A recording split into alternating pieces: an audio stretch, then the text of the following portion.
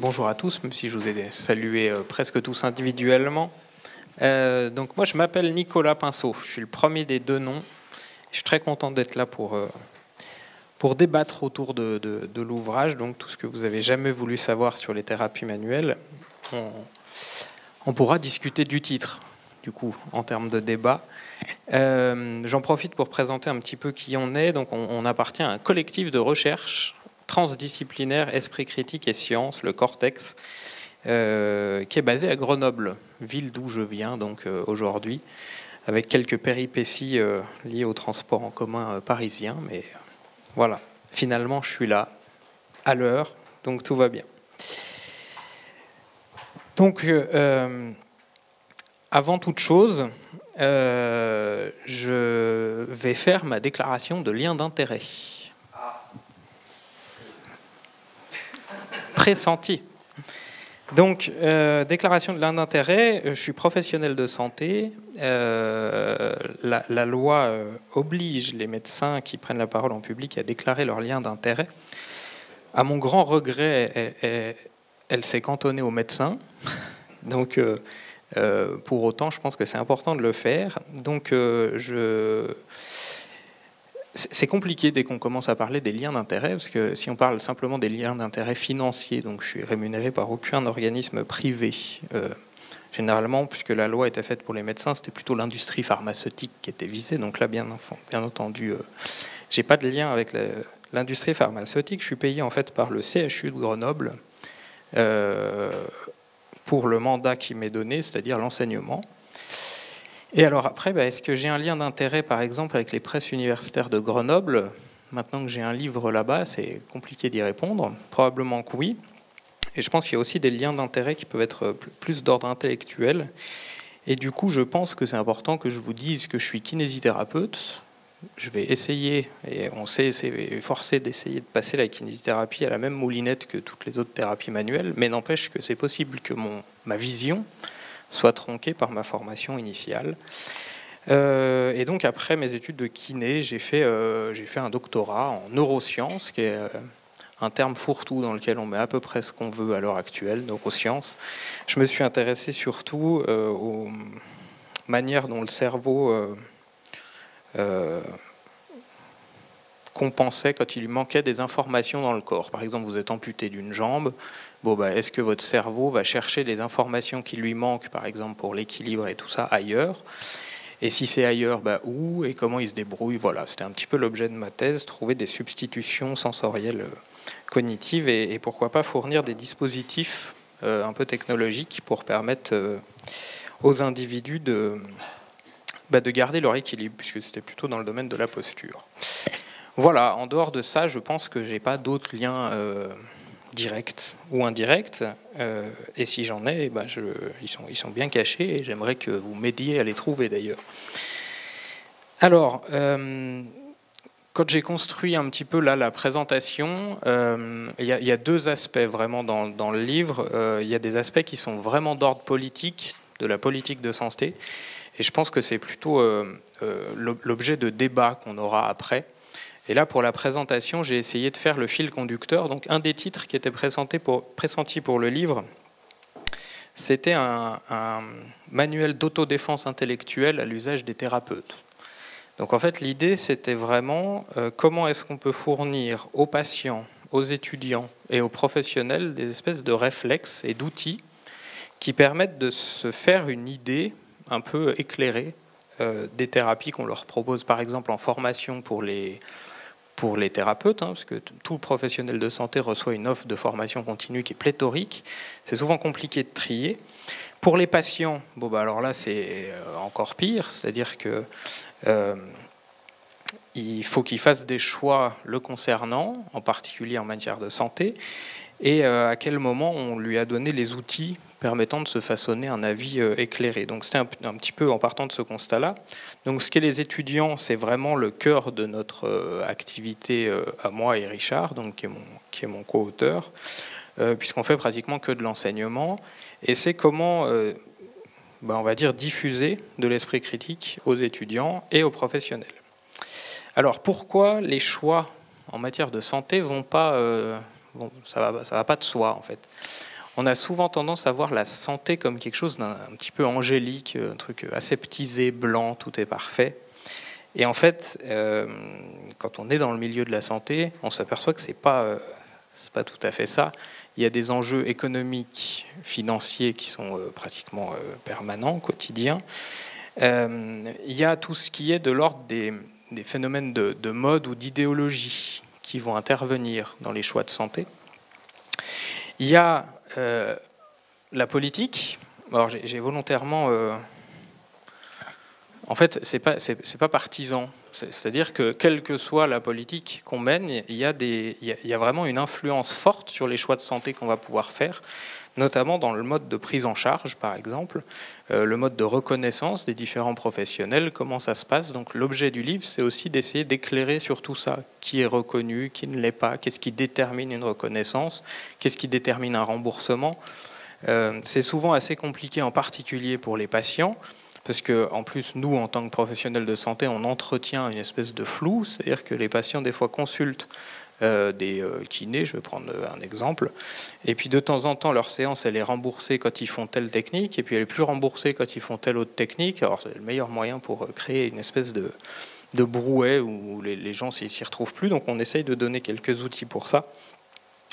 Et ça, c'est dans un contexte très particulier, quand même, c'est que les dernières années, c'est un peu l'ère d'Internet, c'est-à-dire qu'il y a une circulation d'informations qui est très très grande, qui est très rapide, et la vérification de la qualité des informations qui circulent, elle est très difficile à faire, elle est rarement faite d'ailleurs.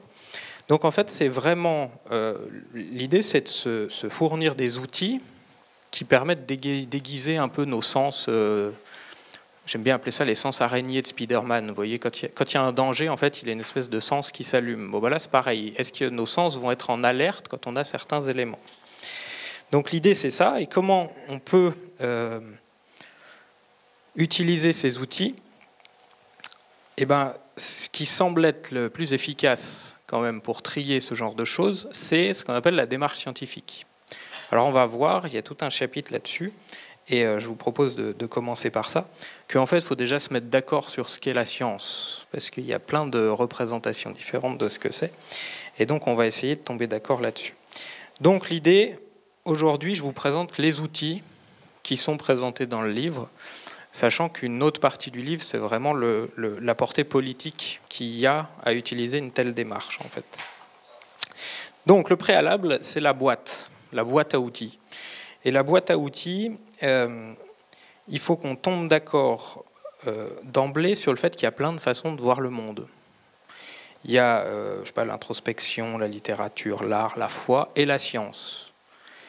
Et c'est une façon de voir le monde qui a une particularité quand même, c'est que c'est une démarche qui a été construite pour dire des choses plus vraies que fausses sur la réalité ou sur le monde. Mais il faut vraiment qu'on soit bien d'accord là-dessus, parce que sinon, on rentre dans une espèce de débat stérile. En fait, si on n'arrive pas à distinguer ce qui est de l'ordre du remport d'adhésion et l'ordre de l'acte de foi. Alors, je vais essayer d'illustrer ça. Si je vous dis, je crois que ma femme est la plus belle, et ben en fait, vous n'avez rien à en dire. C'est un acte de foi qui concerne que moi.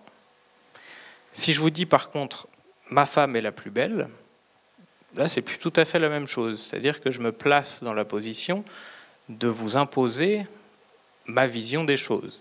C'est un petit peu la même chose si je vous dis, je crois, donc en fait c'est de l'ordre de l'acte de foi, donc de l'individuel, que de croire en Dieu, de croire en 1000 dieux, de croire en une réincarnation. Si vous voulez, ça vous concerne que vous. C'est hors du champ scientifique.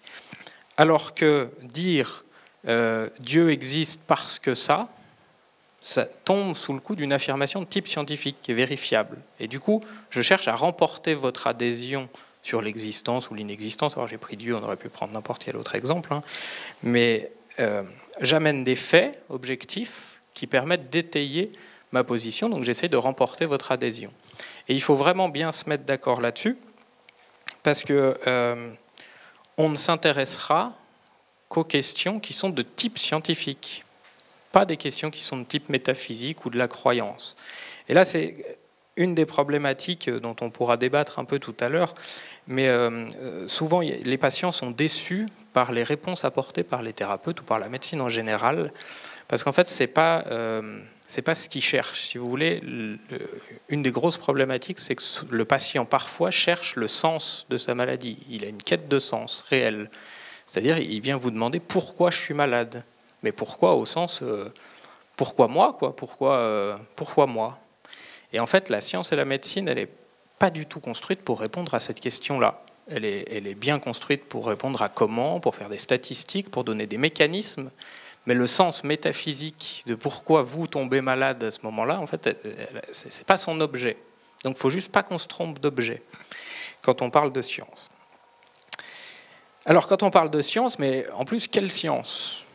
Alors là, c'est un des points qui est vraiment développé d'emblée dans le livre.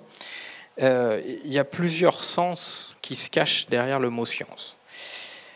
Premier sens, pas facile à dire ça.